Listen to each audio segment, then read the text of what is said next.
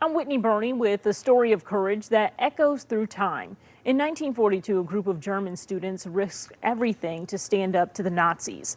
Their powerful tale is now appearing on stage in Livonia, and the director, Olivia Dean, is with us right now. Olivia, thank you so much for being here today. Well, thank you so much for having me. So tell us a little bit about the plot of this story. Yeah, so you kind of summed it up. So it's a group of university students that were raised actually in German families. They were considered to be really good Aryan kids. And as they grew up, they went to college and they said, you know what, with some of the stuff that we're learning, we're using our own brains and looking at the world the way that we're actually seeing it rather than the way we're being told, and something isn't adding up.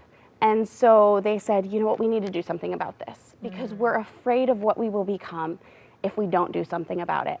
And so they got their hands on a mimeograph, an old printing machine, and they started printing pamphlets from their studio apartment that they started distributing to their peers and others around Germany.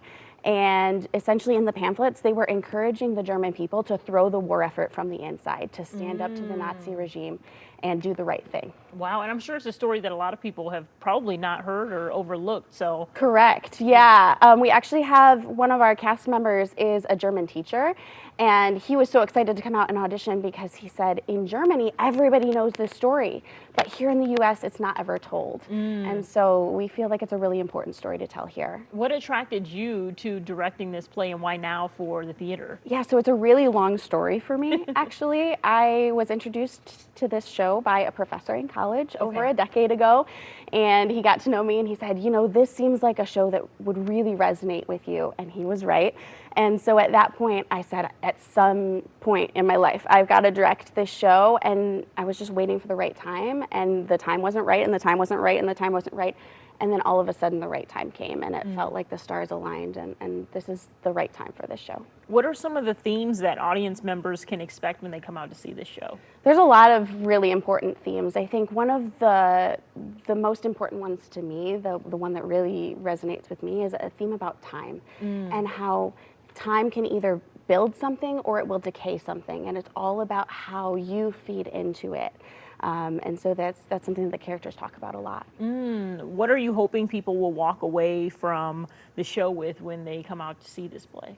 Well, the first and most obvious one is understanding the story of the students of the White Rose. One of the characters says, you know, 50 years from now, students around the world will know the name Adolf Hitler, but will have never heard of Sophie Scholl, which is such a powerful line, and unfortunately is the truth.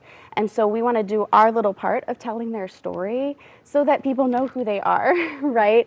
But also, I think it's important to take this show away and think about it and question what we know about ourselves, and to really think about the things that I'm doing. Do they still align with my moral and ethical North Star, as it were? Because we live in a time where we really do need to be questioning what we believe and what we're doing and how we contribute to the world around us. It sounds like it's going to be a great show. How excited are you to see it come to fruition? Oh, I'm so excited. As I mentioned, it's been a decade in the making.